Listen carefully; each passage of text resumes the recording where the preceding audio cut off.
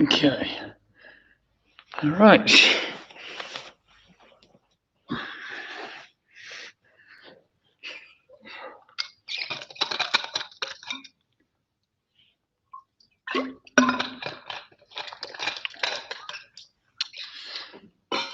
Okay.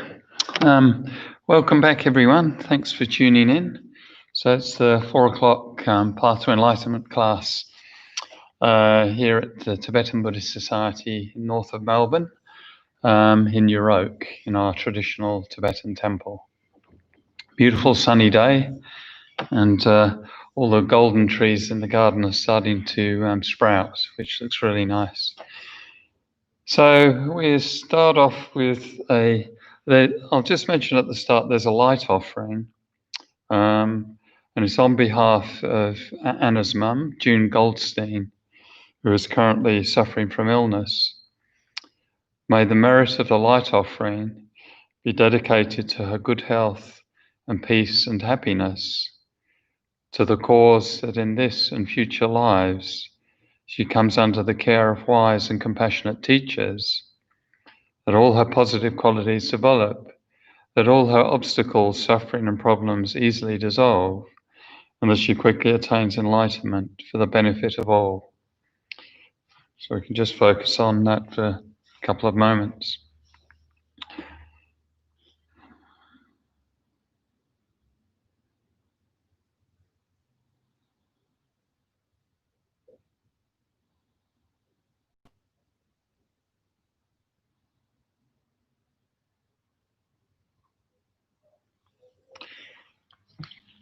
And then we start off with the prayers. Prayers to Shakyamuni Buddha, giving our voice to our aspiration for enlightenment and connection with holy beings, etc. So prayers to Shakyamuni Buddha. Tampa Chandindi Dijin Jepa Datyampa Yantapa Sope Sanji Vipa Zatsu Tempa Dewa Jepa Jatan Tempa Jeba Dewe Talo Dewa Lana Mepa Dadan Minanji Tampa Sanji Chandindi Pajawa Shatya Tupala Shatsalo Chada Tetsu Jivo. Teacher, Bhagawan, Tathagata, Arhat, perfectly pure and complete Buddha, all-knowing, having poise, Sugata, apprehender of the world, navigator of beings to be subdued, incomparable, teacher of gods and humans, to the Buddha, the Bhagawan, the glorious conqueror Shakyamuni, we prostrate, make offerings, and go for refuge. Sangha dansa ti janana chancha badani chansuti Dadi Sati Pisonanti Dana Penjisandi Tripasho. To the Buddha, Dharma, and Sangha, I go for refuge until becoming enlightened. Through the merit of my generosity and so on, may I achieve Buddhahood to benefit all beings. To the Buddha, Dharma, and Sangha, I go for refuge until becoming enlightened. Through the merit of my generosity and so on, may I achieve Buddhahood to benefit all beings. Then peerless offering, mandala offering.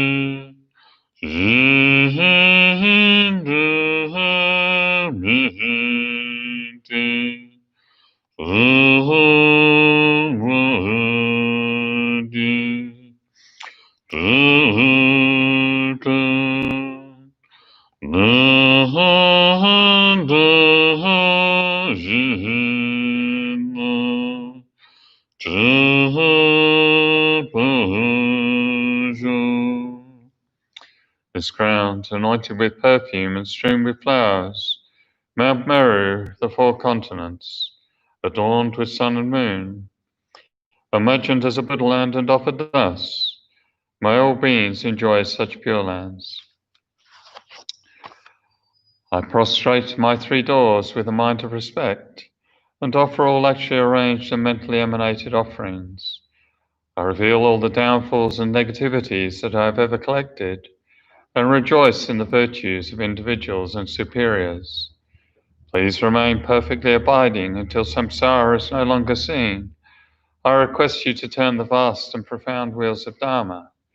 I dedicate the virtues of myself and others to the great enlightenment.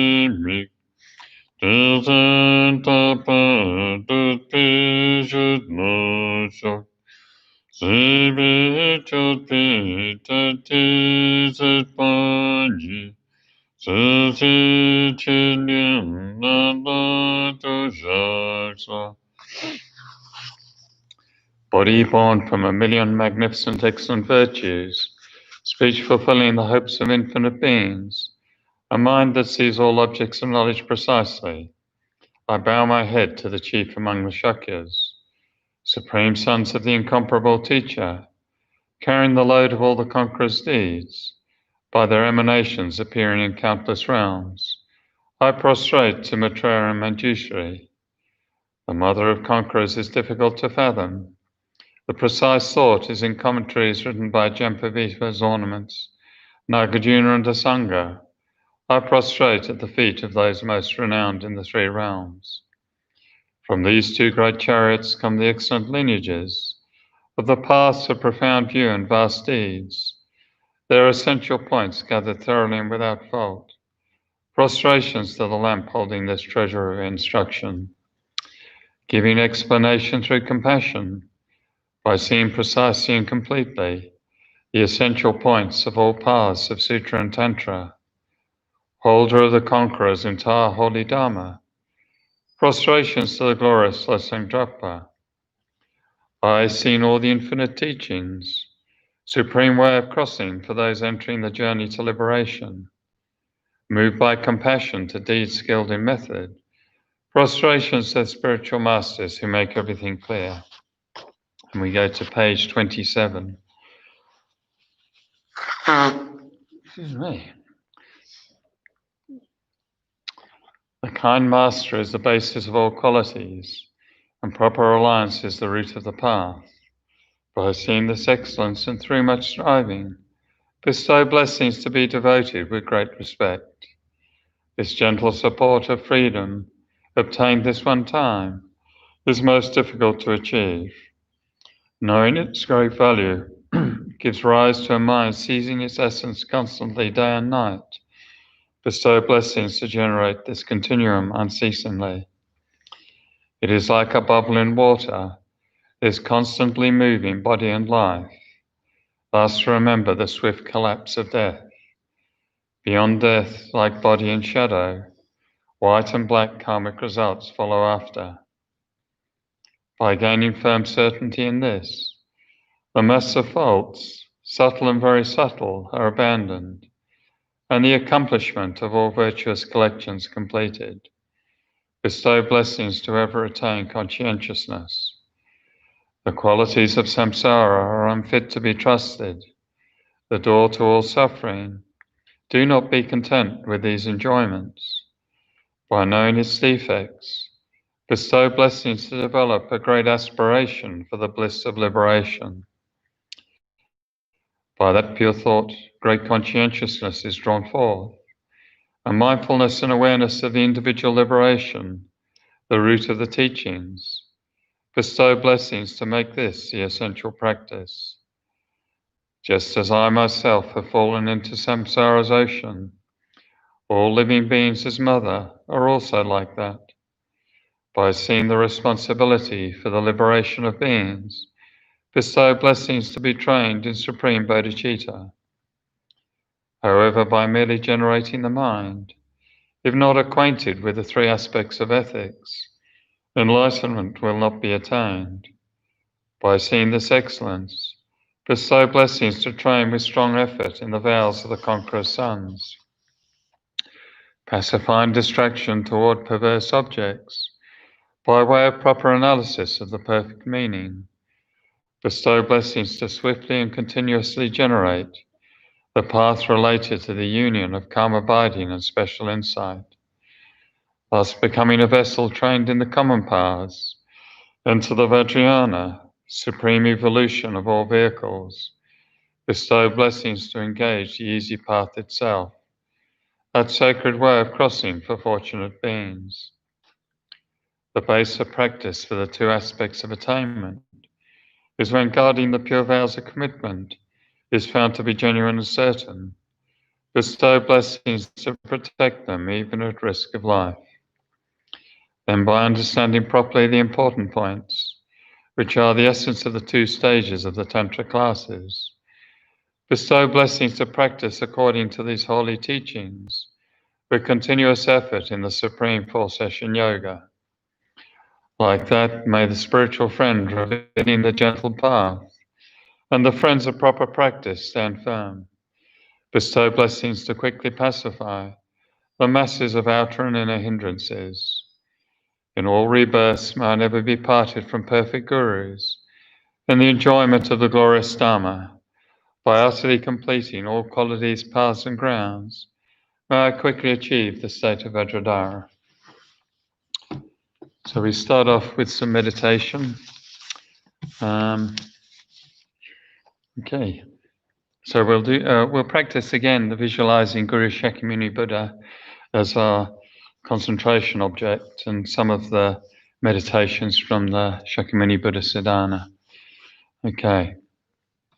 So starting off with a good motivation, because the motivation determines the outcome.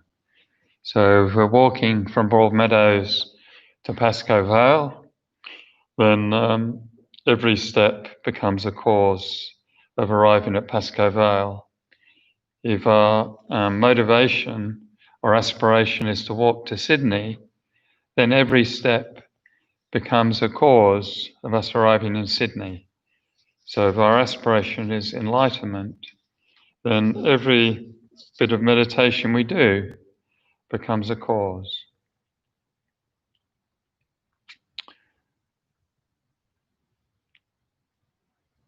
So recognizing the enormous benefits of bodhicitta, for example, instantaneously accumulating vast merit,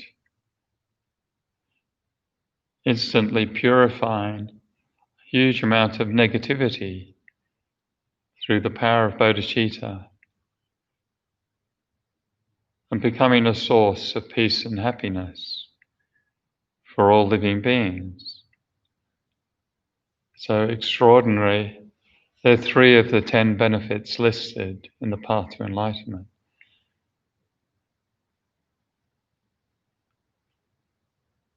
So we can become clear that we want these benefits in our life.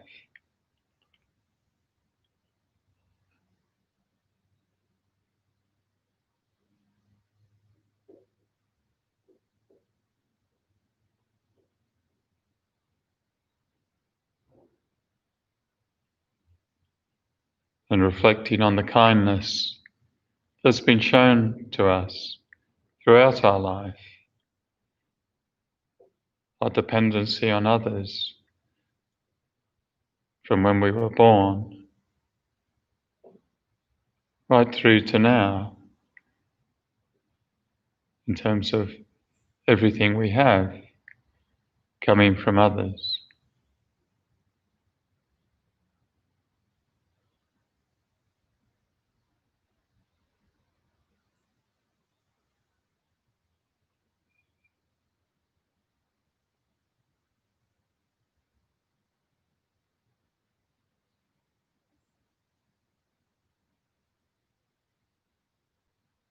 And recognizing all others, all fellow living beings, or mother sentient beings in samsara, bound by delusion and karma, like myself, experience endless difficulties.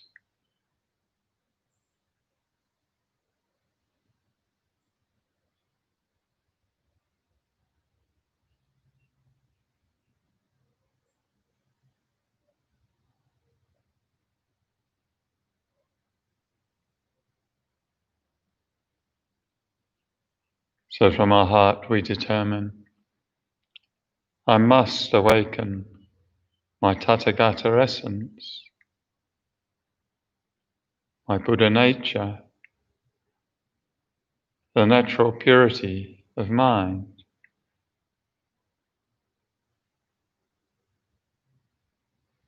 and achieve enlightenment for the liberation of all living beings without exception. And stabilize on bodhicitta for a few moments.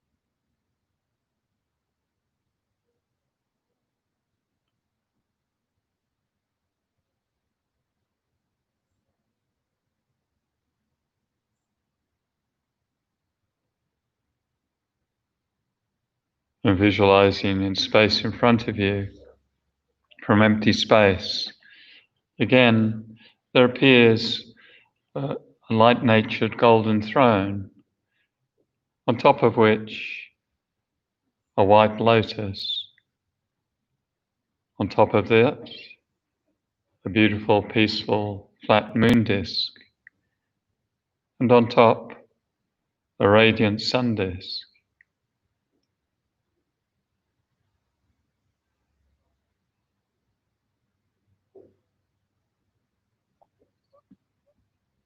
On top of the sun disk arises Guru Shakyamuni Buddha, radiant, light-natured, emanating golden light in all directions.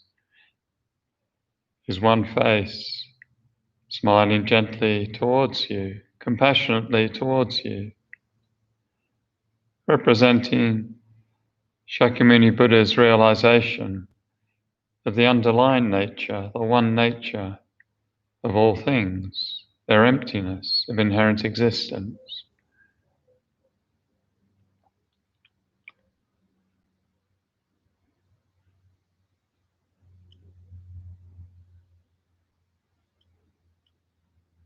His right hand, great method, the left, great wisdom. His right hand resting on his right knee in the earth-touching gesture, showing he has the power to overcome all negativities, especially the suffering of lower realms, lower rebirth.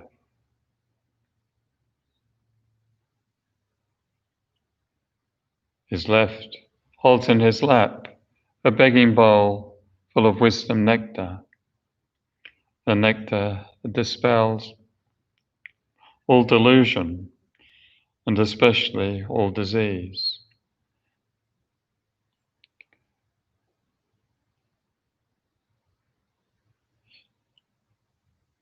Seated in the Vajra posture, full lotus position, and wearing the 3 Dharma robes of a monk, showing his ethics are completely pure.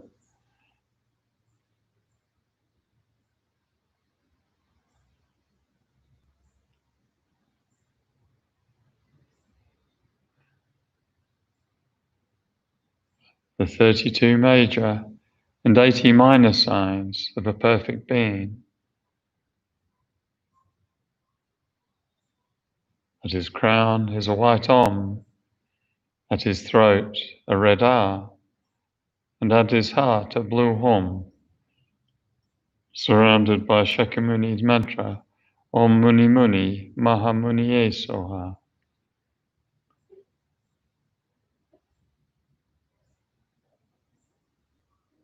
And from the Hum and mantra rosary at his heart, white light emanates, transforming into peerless, beautiful offerings, such as the 8 auspicious symbols, the 5 qualities of enjoyment, or any beautiful, perfect offerings you can imagine. Offering to all the Buddhas, Bodhisattvas, holy beings of the 10 directions.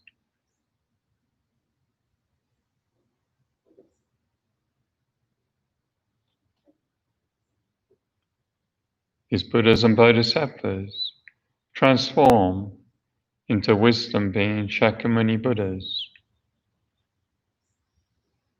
They will come back and dissolve into the commitment being Guru Shakyamuni Buddha visualized in front of you, at which point we feel this is no longer just my visualization, but in actuality, Guru Shakyamuni Buddha appearing in front of me, or my kind root Lama manifesting in front in the form of Guru Shakyamuni Buddha.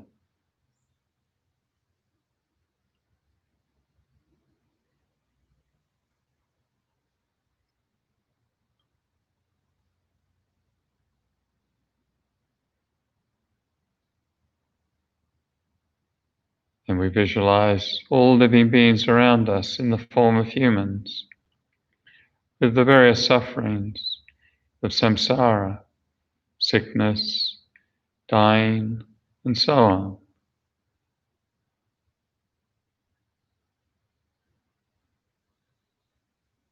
And we make a request to Guru Shakyamuni Buddha that you are my Guru, you are the Buddha jewel, you are the Dharma jewel, you are the Sangha jewel, and you are my great protector. from now until enlightenment. Please hold us with your compassion and eliminate all negativity, obscurations, hindrances, diseases, all suffering, and especially lower rebirth.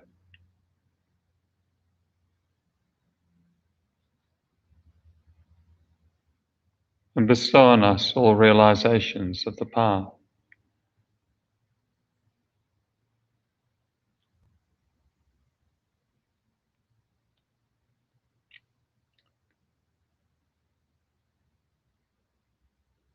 For this request, white light and nectar emanate from Guru Shakyamuni Buddha's heart, coming down through your crown and through the crown of all living beings around, and washing out all negativities, obscurations, hindrances, suffering, disease, and so on, in the form of black light, black smoke, dark impurities, or if we like, blood or pus, washing it out through the lower parts of your body, through the pores of the skin and the orifices and so on.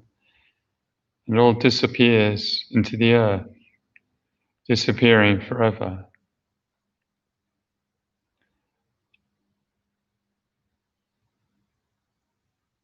And if we like, during the visualization, we can say Shakyamuni Buddha's mantra, Om Muni Muni Maha Muni Soham.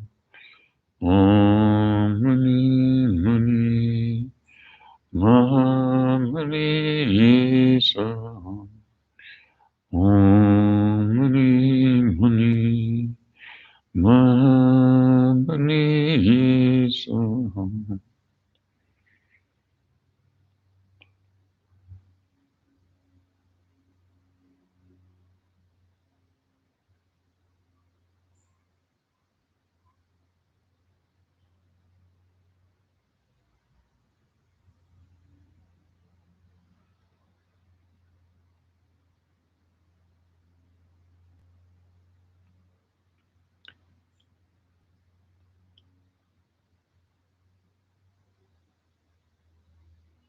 Till eventually we feel we're completely purified of all negativity, obscurations, hindrances, disease, suffering, and so on.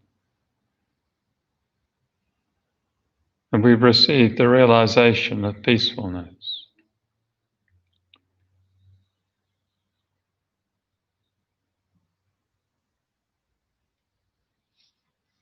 Next, we make requests to Guru Shakyamuni Buddha that I and all living beings are poor in realization. Through your great compassion, bestow on us all realizations of the Buddha's all ordinary and superior powerful attainments.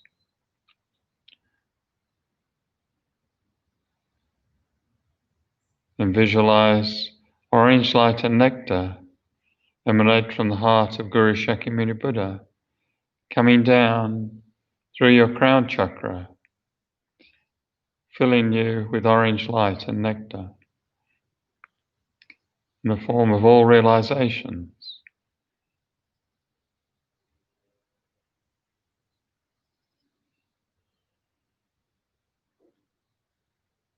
So realizations of love and compassion and wisdom and so on.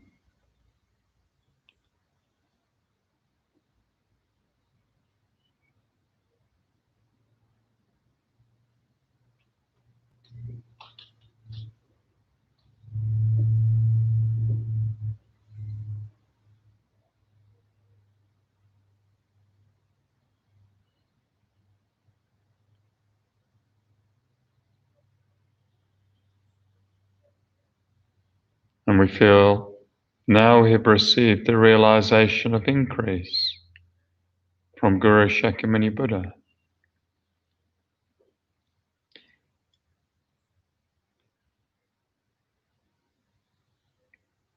Then again we make the request to Guru Shakyamuni Buddha, I and all sentient beings have no energy and no power. Through your great compassion, bestow on us the limitless energy of all the Buddhas.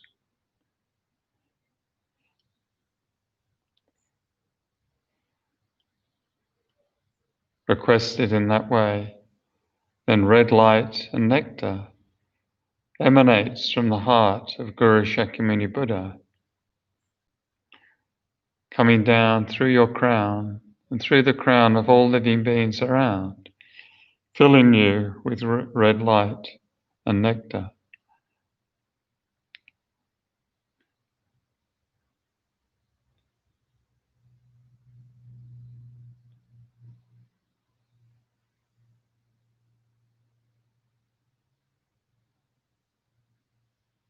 And this is in the nature.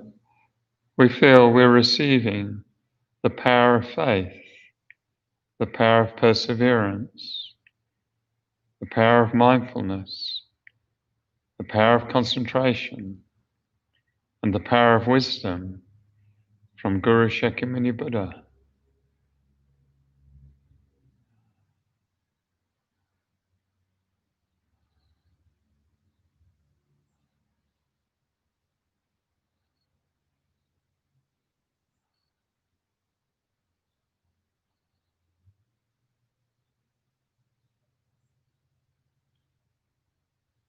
We feel we've achieved the realization of energy.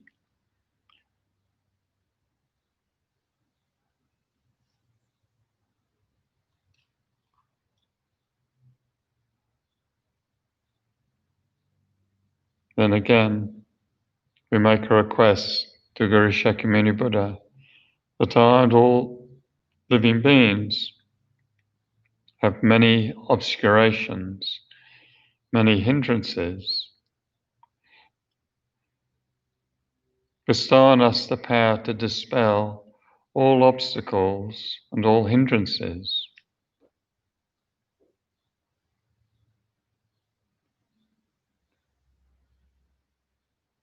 At this request, blue light and nectar, dark blue light and nectar, comes from the heart of Guru Shakyamuni Buddha, down through your crown,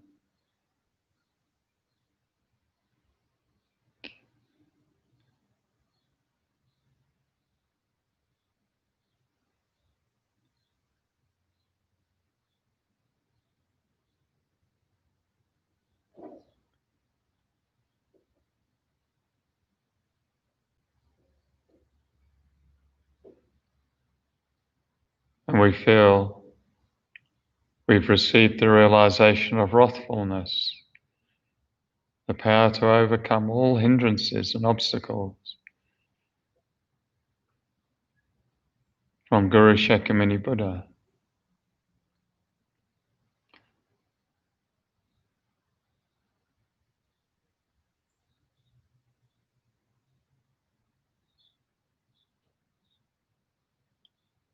And then lastly, we visualize from the Blue Hormone Mantra Rosary, golden light rays emanate throughout the universe, touching all living beings, transforming them into Guru Shakyamuni Buddhas. All living beings attain enlightenment throughout the universe and take the form of Guru Shakyamuni Buddha.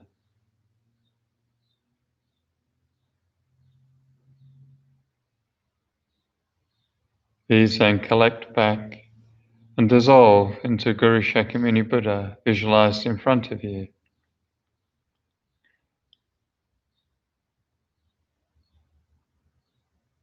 Who then comes to your crown and dissolves into you. And you feel now Guru Shakyamuni Buddha's Vajra body and my body are non-dual. Now Guru Shakyamuni Buddha's Vajra speech and my speech are non-dual.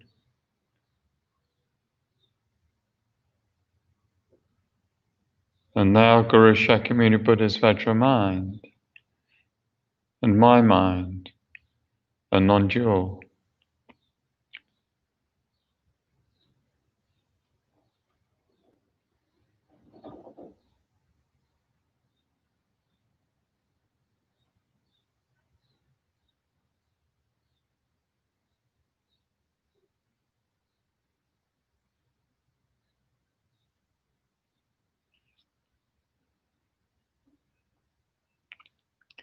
And we can finish the meditation.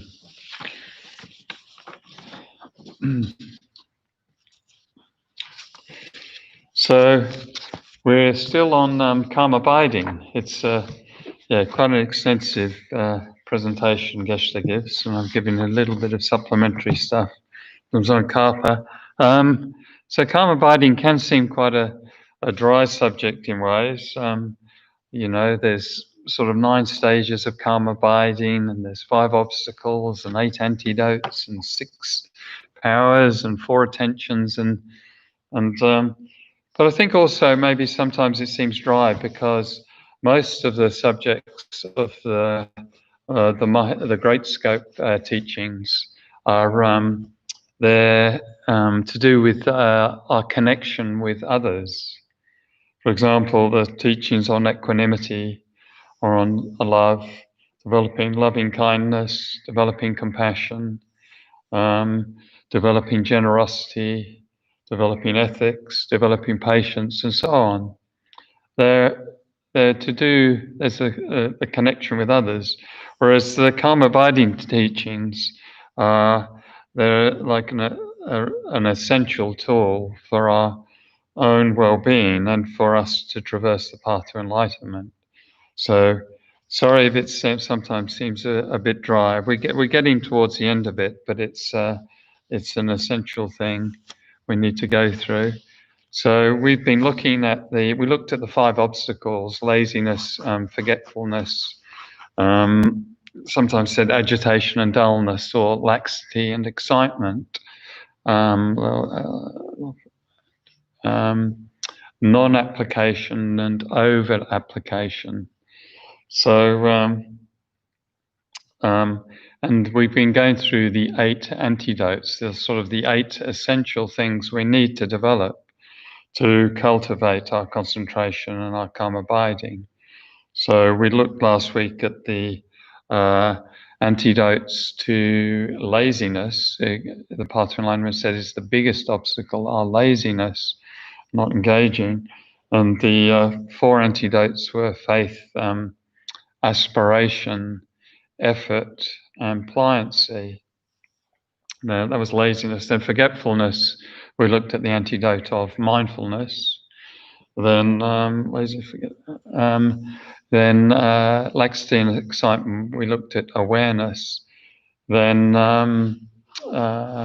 so non-application, we're now at that subject. We're looking at non-application, and the antidotes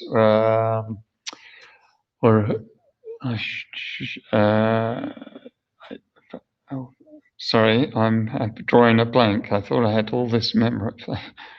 Mindfulness, aspiration. Anyway, we'll go to the page because alpha, faith, aspiration, effort, pliancy, mindfulness, awareness, application and non-application. So we're now looking at application, the 7th, and we looked at the antidotes to.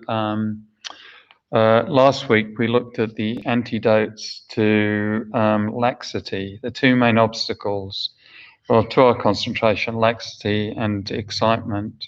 So last week we looked at the sort of progressive things you should do if you're experiencing laxity or this dullness, this sort of inward sinking, lack of clarity.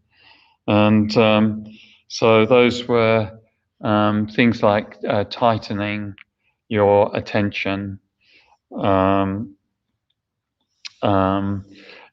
then secondly, if that doesn't work, more detailed, more brilliant, make the visualization more brilliant, more detailed, more extensive.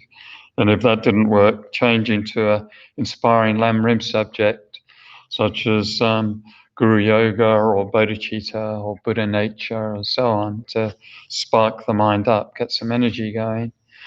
And then if that didn't work, there was the light from the heart, the blob of light, and same pay, and it going out through the crown, illuminating the universe. And if that didn't work, then taking a break in your meditation retreat and going and resting, having some food and having some exercise. So that was how we should be challenging our laxity. So now we're looking at excitement, which is the other major obstacle. So antidotes to excitement, again, returning to the object. So if we're distracted, return to the object, and we do this again and again and again. So whether it's our daily meditation or not, that's the training, bringing the mind back to the object. So I'd like to quote from Tsongkhapa's great exposition here. He's referencing Asanga's hearer's grounds. And he said, it is generally said that if your mind is excited, you should focus on the object of meditation, while if it is lax, you should think about a delightful object.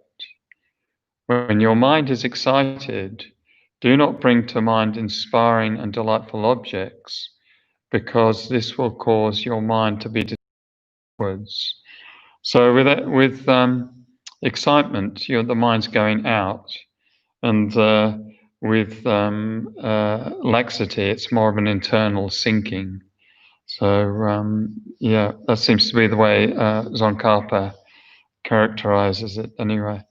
So the second one, if returning to the object is your mind's jumping around all over the place. You can't focus on the object.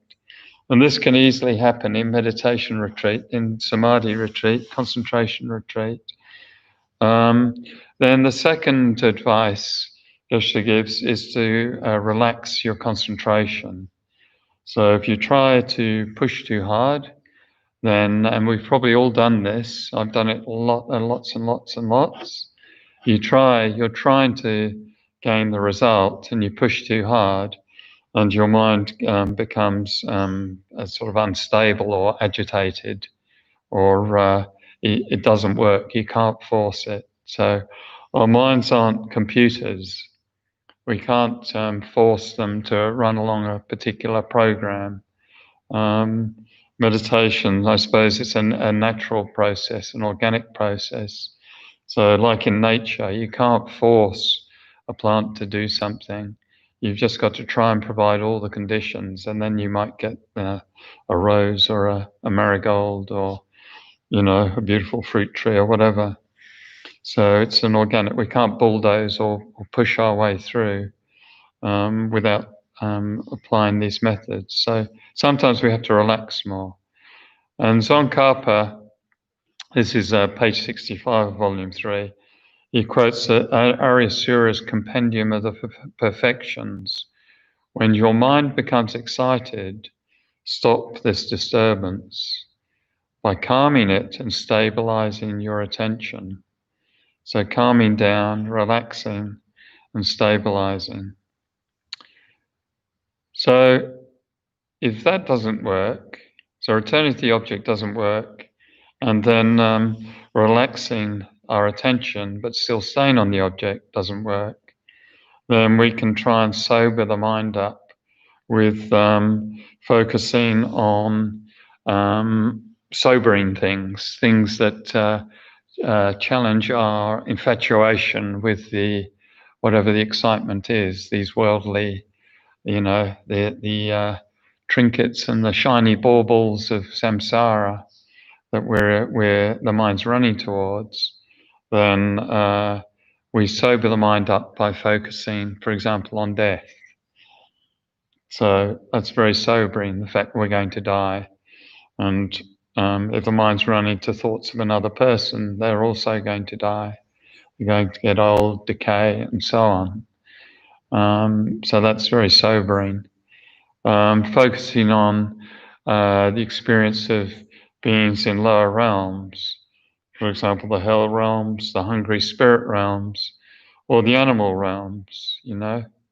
If you're on the Western Ring Road, you often see truckfuls of animals they've been taken out of the fields and they're heading towards the abattoir.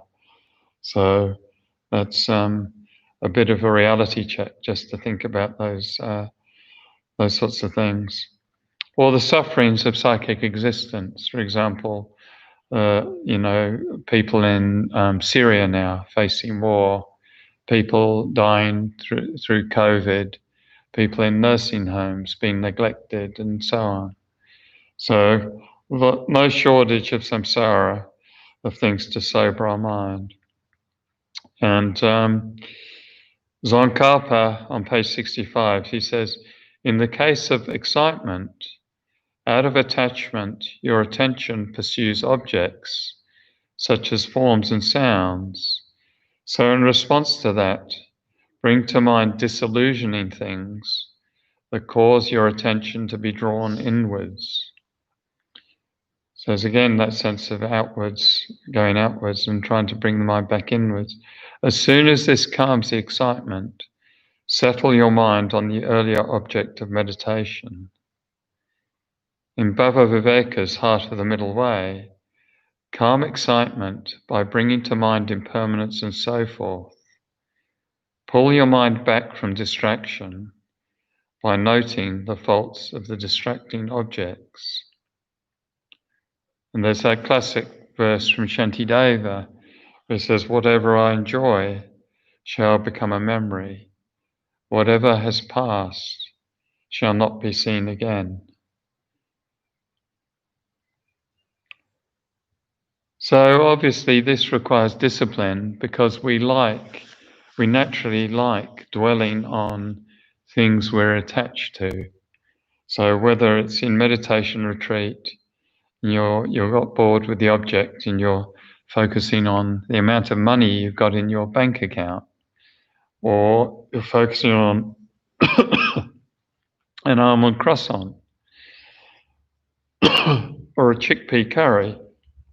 It's hard to imagine. Excuse me.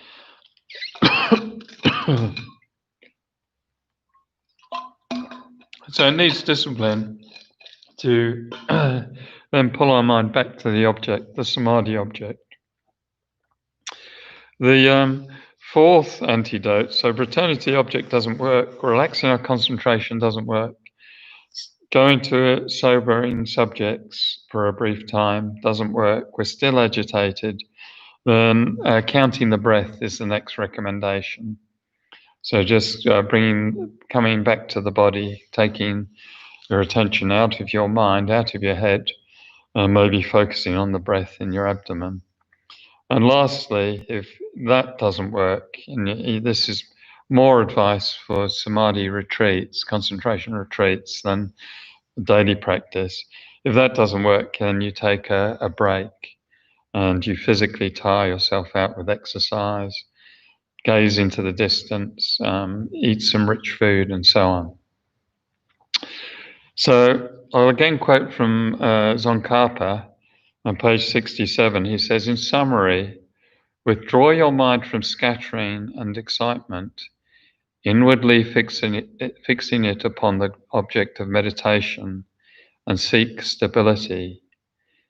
Each time stability occurs, take great precautions against laxity and bring forth a vivid intensity. You will achieve flawless concentration by alternating between these two. Do not expect to attain stability by means of mere limpidity, which lacks the vividness that goes along with an intense way of apprehending the object. So we're trying to get to that point where, we're visualizing this, for example, the Buddha, the radiance of the sun brilliant, radiant, highly energized, detailed, present, blessing us. So Tsongkhapa gives that a really strong sense of that, the intensity and the vividness of the object. This isn't just watching TV we're trying to get to. So then the eighth antidote is equanimity, and that's an antidote to over-application. And this equanimity is not the equanimity of, for example, the four immeasurables, or the equanimity of equalizing, exchanging method of bodhicitta, where we're trying to get rid of our attachment to others or our aversion to others and get a more equal attitude. It's defined in the Path to Enlightenment as a virtuous mental factor that can cause you to dwell naturally on the object of concentration. So equanimity in this sense is really being in the zone, sort of harmoniously in the zone in your meditations. And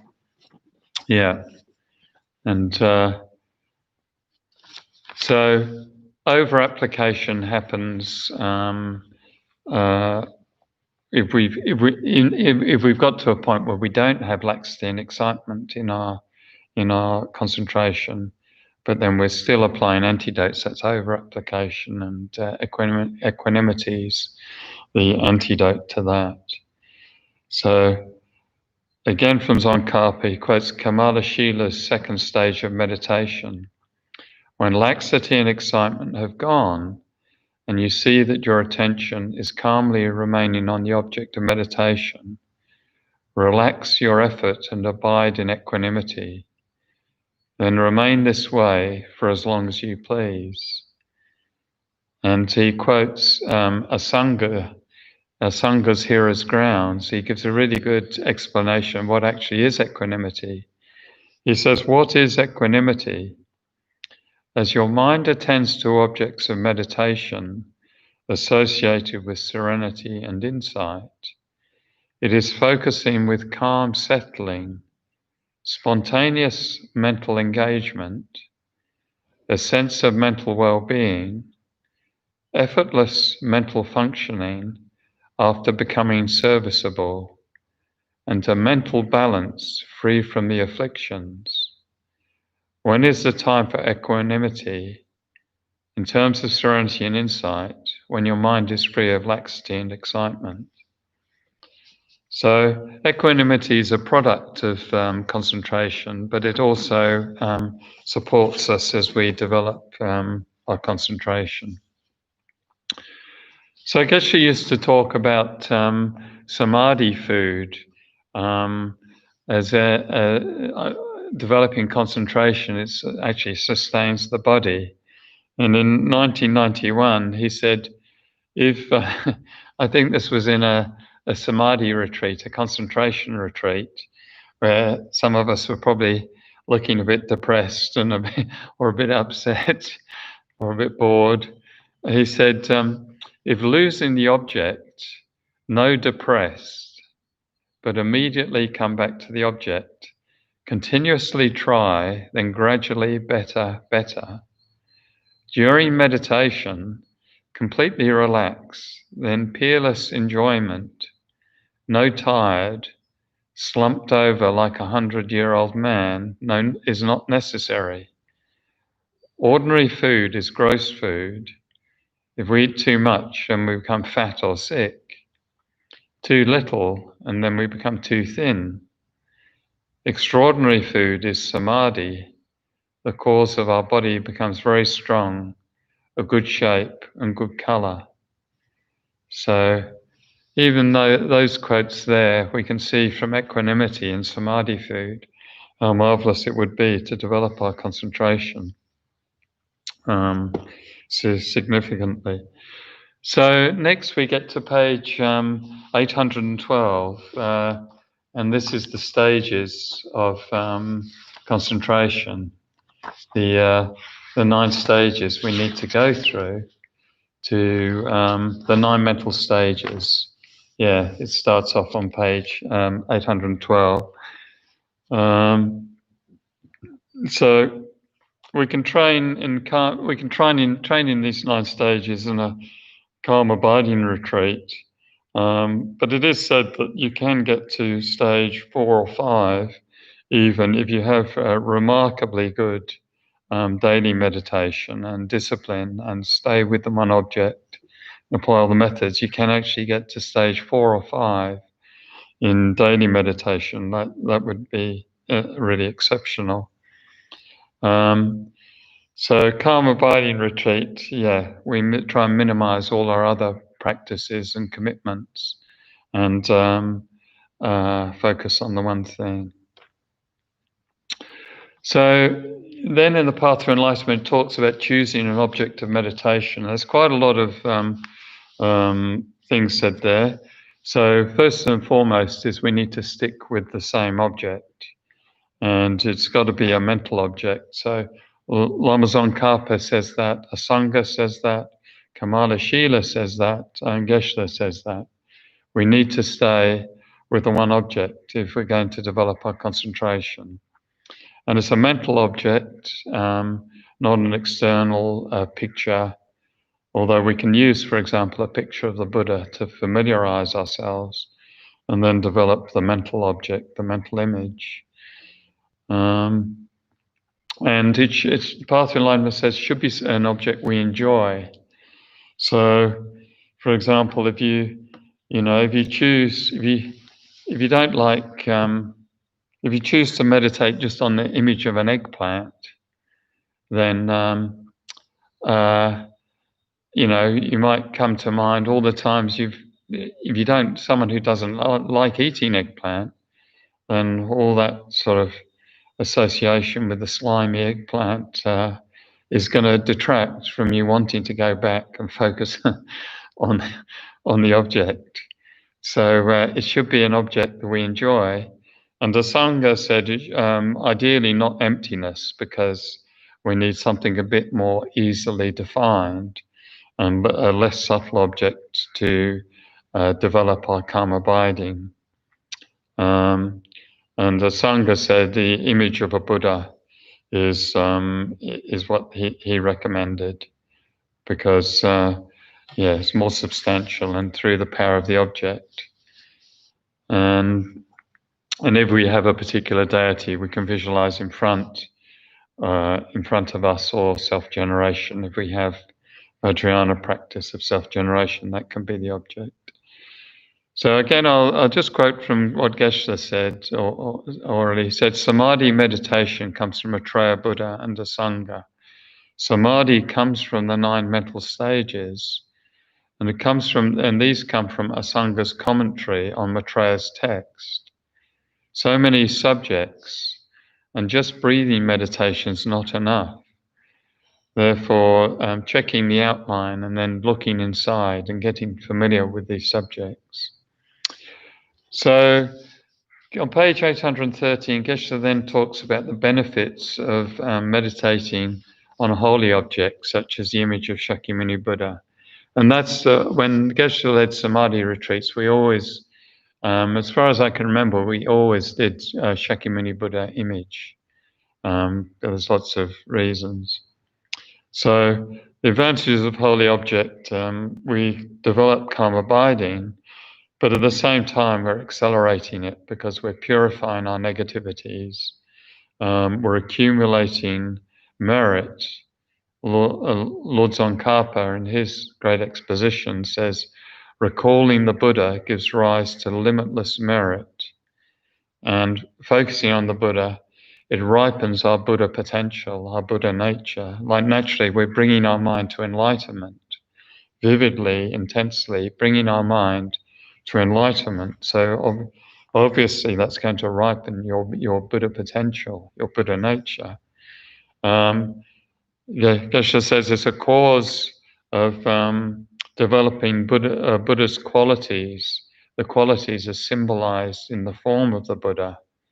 For example, his right hand is a great method, left great wisdom, one face perceiving the one nature of all phenomena, and so on. The left hand holding the begging bowl in the gesture of meditative concentration, and so on. So there's symbolizing the entire path is present in the Buddha's form. And we acquaint ourselves with the qualities of enlightenment and enlightened activities. Additionally, focusing on the Buddha, we receive the blessings of the Buddha. The path to enlightenment says it becomes karma. We develop karma abiding.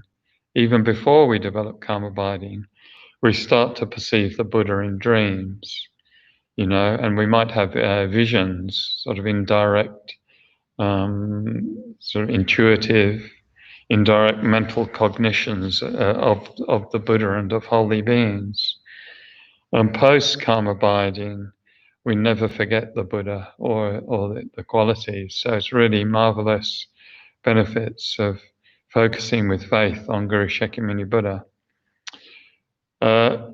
In his great exposition, Lama Tsongkhapa says another benefit is you won't forget the Buddha as you die. So we might like to think we'll recollect our Dharma practice when we're dying, because then it would be really marvelous, like remember our Guru, or remember bodhicitta, and so on. But if you get really sick and you've got say you've got the flu and you've got a cracking headache, and it's pretty hard to, let alone if we developed dementia. So one of these benefits of really developing karma abiding is even as we're dying, we won't forget the Buddha. And then Tsongkhapa is on page 44 of volume 3. He says, of the two ways to do this, of visualizing the Buddha, one, newly imagining the Buddha's forms, and two, visualizing the Buddha's form as though actually present. He says the latter has a distinct advantage in developing faith and fits within practices common to Sutra and Tantra vehicles. Furthermore, do not let the object of meditation have the aspect of a painting or sculpture. Rather, learn to have it appear in your mind with the aspect of an actual Buddha.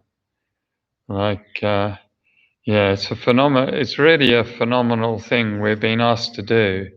Like if we've studied the path to enlightenment and qualities of enlightenment, then to try and bring our mind and have a sense that that's right there, present. It's an extraordinary. That's an extraordinary thing. It's so different to all the mundane things we do.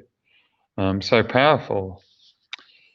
So yeah, less, and then we have less of a sense we're creating this meditation, or more of a sense we're trying to perceive what is in actuality there, the manifestation of enlightenment, the manifestation of our Guru, the manifestation of Guru Shakyamuni Buddha, there to benefit us. So it's very. I suppose another benefit, it doesn't say this in the path, is we don't get lonely. If you're meditating, you're karma abiding on a flower, then you're just there with yourself. But if you're there with a holy being, then I suppose that's why these yogis can sit in caves for 20 years and not worry about not seeing people.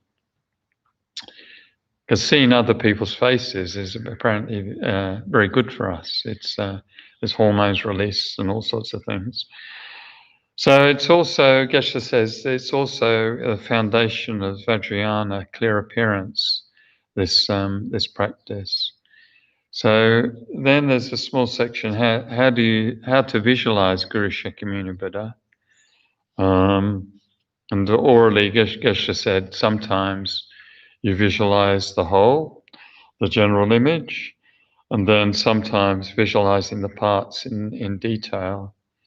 And in his great treasury of 6 Yogas of Naropa, Geshe gives an explanation of, first of all, you start at the crown chakra, and then you scan in detail, stepping through the body right down to the feet, and then back up to the crown, scanning, getting a sense of the detail.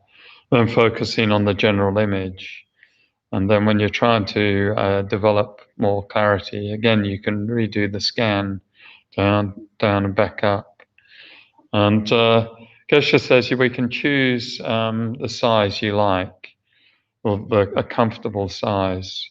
So it can be life size or whatever, or smaller, whatever's comfortable for you. And the very accomplished meditators can focus on the Buddha the size of a sesame seed with all its intricate detail. So, yeah, I suppose there's no limitation to what the mind can do. It's just our sense that we can't see something so small. But once we're through that, then I think it would become easier, presumably.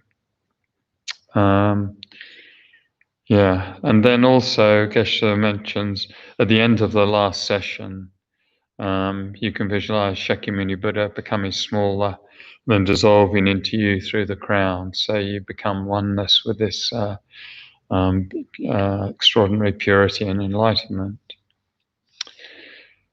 Then other objects we can choose for calm abiding. I'll try and go briefly through these because really Geshe, in our retreats, it was always Shakyamuni Buddha. We sometimes did retreats on bodhicitta, but normally the calm abiding was focused on the Buddha. So here it's listed in the Path to Enlightenment, the opponents to the delusions. So Tsongkhapa said if you've got one particular prevalent delusion, you can do calm abiding concentration on the antidotes to that.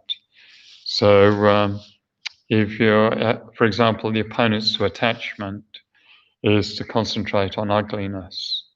So if you're focusing on, we can be attached to the color of someone's body, or we can be attached to the shape of someone's body. So we're attached to the color. We can visualize that beautiful thing. They're all sort of aligned with what actually naturally happens as we age and decay and fall apart. So we might focus on them becoming dark blue, black color and less attractive to the mind, so it doesn't distract us. With shape, there's quite an extensive meditation of impermanence. We visualize a sore on the forehead and then getting bigger, and then the body turning to a skeleton, and then gradually, I won't go into the whole thing, but skeleton falls into a heap of bones, and then these multiply and cover the earth, then contract, and you focus on one bone. So very sort of impermanent type meditation.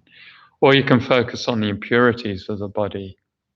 Like you could focus on, if you go to the butcher's, no one's attached to the sight of a meat.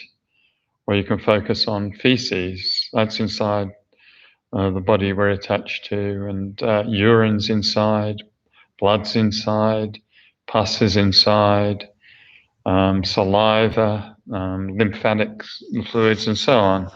So none of that's all that nice, really. So that is a good antidote. Antidote to anger.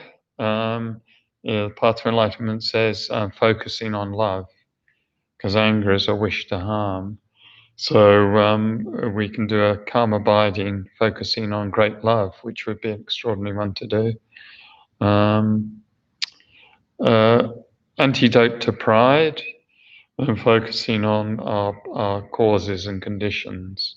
Seeing, the ego, the I, isn't a unitary, standalone, wonderful thing.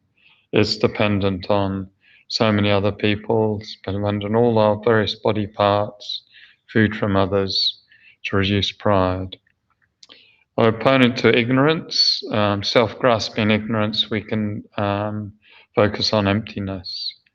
But Sangha says that's a challenging karma abiding object. So initially, probably wouldn't be the recommended one. And then opponent to confusion, the recommendation is focus on the breath to stabilize the mind. Then on page 818, there's objects for the wise. So the wise want to focus and develop their understanding of Dharma. So so we can focus on one object. For example, the 5 aggregates.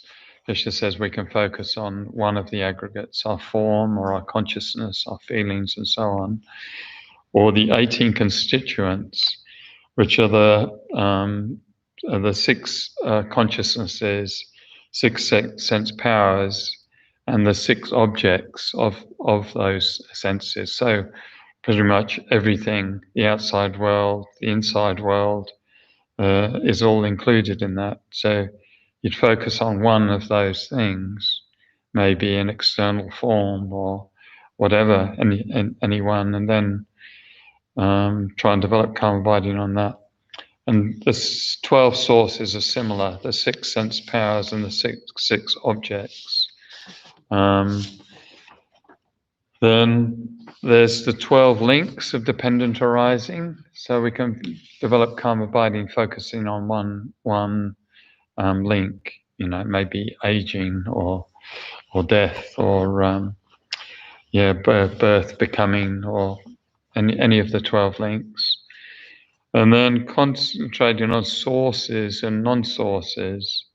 So that's recognizing happiness is arising from virtue and suffering arising from non-virtues. They're developing karma abiding, really becoming clear on that, which again would be a really powerful thing in our practice. Then page 819, we can focus on the Four Noble Truths, any of the 16 aspects of the Four Noble Truths. Then talks about the body and its associated aggregates. So here Geshe says we can concentrate on the body after transforming it into a deity. So this is Vajrayana practice. We can self-generate as the Buddha, or for example as Medicine Buddha, or as Tara, or many people associated with the center do Vajrayogini and Yamataka practice. Next week we've got Yamataka retreat. So this would be self-generation in the form of an enlightened object, and developing clear appearance and divine pride while we focus on oneself as being enlightened. So there's lots of objects there. Another one Geshe lists there is concentrating on the body after transforming it into a symbol. So just one holy symbol, a Vajra bell, a lotus, which is a bit easier than an entire deity, because then, there's a huge list here. So I don't really want to skip through. So then page 820, there's phenomena dependent on the body. We can visualize a tiny jewel of light in the middle of the forehead, and that becomes the karma abiding object. We visualize our flesh and blood transforming into a pure light nature, radiating to all the realms. So we've got like a light nature body. That's the samadhi object. Rejoicing in your merit and happiness becomes object of concentration, or visualizing oneself as a deity and focusing on just one aspect of the deity, their symbol, for example, a lotus.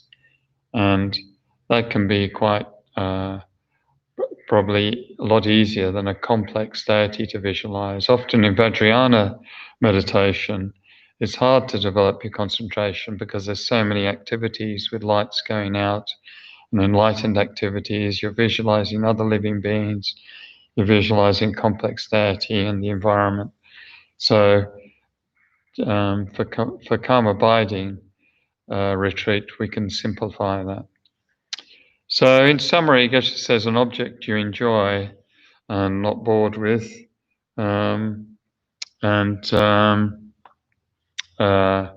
a deity or Buddha, or if we have initiation, or some deities, even when we don't have initiation, for example, Tara, then there's lots of advantages of acquainting our mind with a completely pure, holy object. So, yeah. But it has to be something we want to do. So if that seems too religious-y for you, there's different ways of thinking about, for example, the image of the Buddha. If you're not a Buddhist, you can still visualize the image of a Buddha and have a sense, what's it trying to express? It's trying to express in physical form what it would be like to be absolutely in sort of a perfect, a wonderful state, or in the zone in every way you can imagine. Like, sort of like the sort of essence of goodness or something like that. So, essence of wisdom expressed in physical form. So, we have to choose an object that, and no doubt we'll become bored once we're calm abiding. Retreat is hard work. We always will get bored and look for external stimulation. So, if there's a sense, if we have a faith that it's actually the Buddha there or our guru there, then that really is tremendous benefit in reducing our boredom, as opposed to just looking at a flower endlessly. Because there's so much, you get a sense there's so much can come from your guru or from the Buddha. There's the Buddha's mind is vast, it's limitless. Your guru's mind is limitless, and so it's a very appealing, intriguing object for calm abiding. So then we get to the 9 levels of concentration on page 821. Geshe lists the 9 mental stages we have to step through, or we have to attain. They're sequential, these stages. So it says here, Maitreya's ornament for the Mahayana Sutras. This is where these 9 stages come from.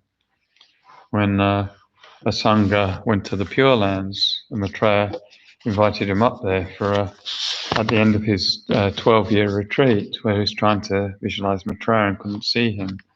And then he had that immense compassion towards the sick dog, and then was taken to Maitreya's Pure Land and then received these extraordinary teachings. So the ornament for Mahayana Sutras. And I'll read from the book. It says, having concentrated the mind on the object, do not allow its continuum to be distracted. By quickly realizing the distraction, return again to the object. The intelligent more and more withdraw the mind inside, then due to seeing the good qualities, tame the mind in meditative stabilization.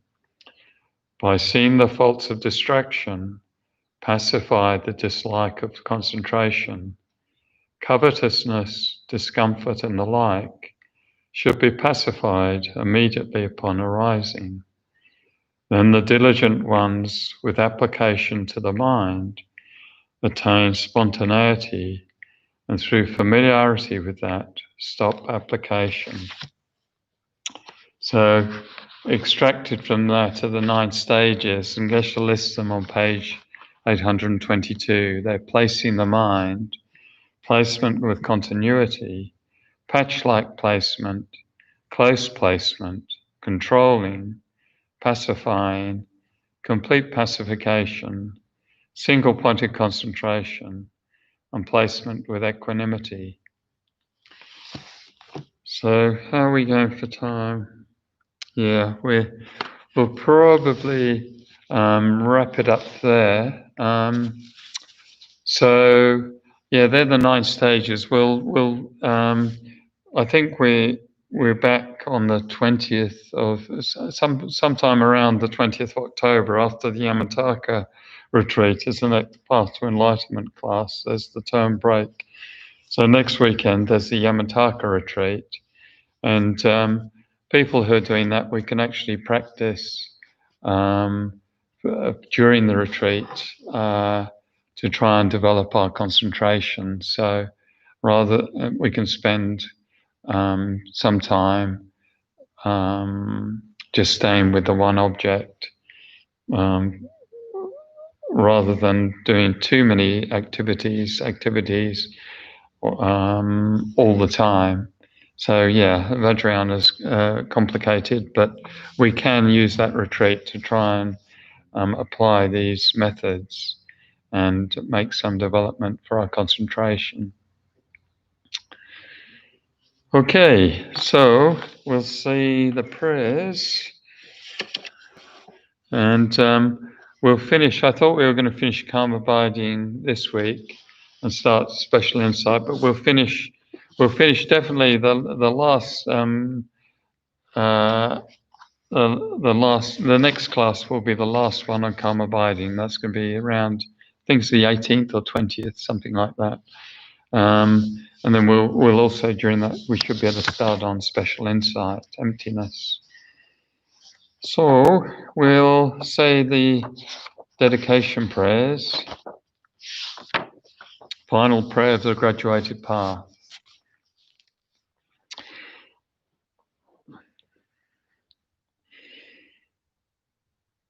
By the 2 collections, vast as space, amassed with effort for a long time, may I become a chief of conquerors, a guide for all beings whose mind's eye is blinded by ignorance.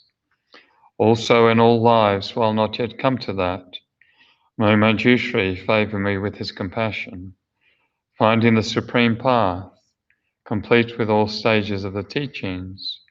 May I please the conquerors by practicing well. By my precise understanding of the essential points of the path, with skillful means drawn along by strong compassion, and by dispelling the mental darkness of beings, may I uphold the conqueror's teaching for a long time.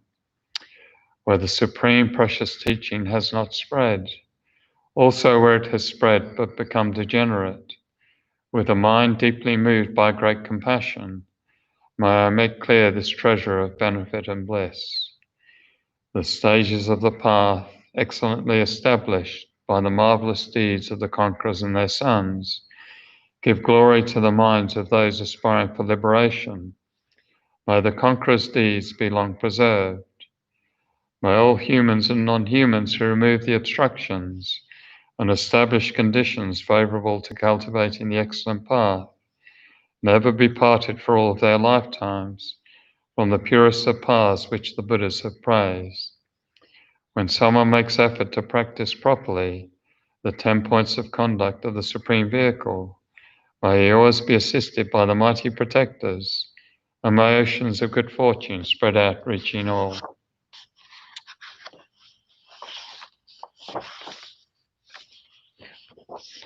Then we'll say the special dedication on page 34. Itagi penanta devaya desahande shikse shitantiti zepahamana madhupada Mantahadan Joseph Peduruma Deita Deseratuntuda Dechahato Lojidan Midrasi Nechahadan Senyanta Tawadan Renidan Jidu Patajijo. Whatever white virtues we have thus created, we dedicate as causes, enabling us to uphold the holy Dharma of Scripture and realization, and to fulfill without exception the prayers and deeds of all the Buddhas and Bodhisattvas of the three times. By the power of this merit in all our lives, may we never be parted from the four wheels of the Mahayana, and may we complete the journey on the paths of renunciation, bodhicitta, pure view, and the two stages.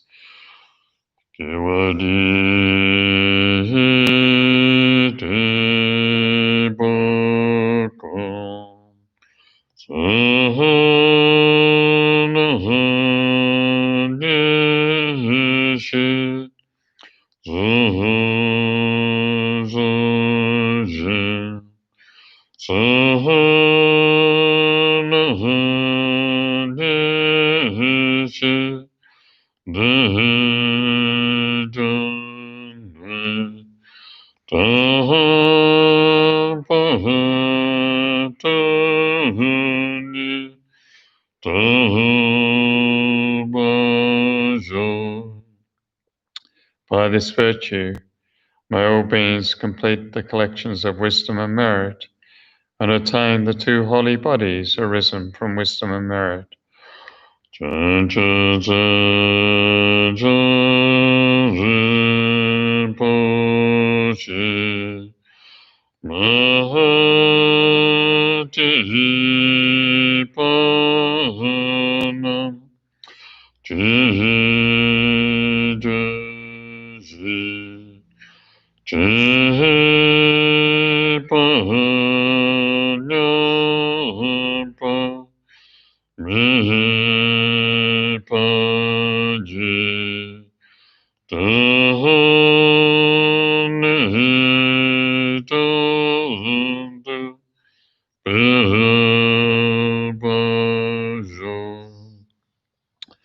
May the precious superior mind of enlightenment be generated in those who have not yet generated it, and not decrease in those who have developed it, but increase continuously. And so I hope he doesn't mind me saying this, but it's Matthew's 70th birthday today. So Matt's looking in tremendous good shape. Geshe said working in the garden is cause of a very strong body, and Matthew is absolute testament to that.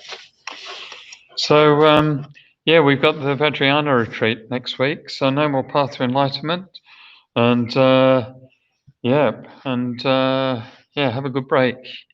Thanks, everyone.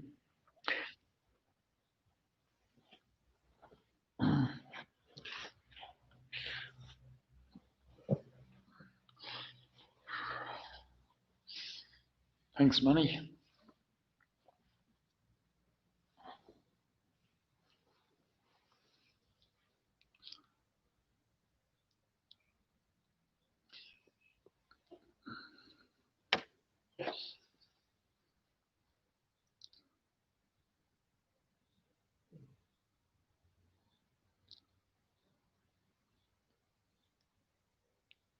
There's a lot of us, which is good.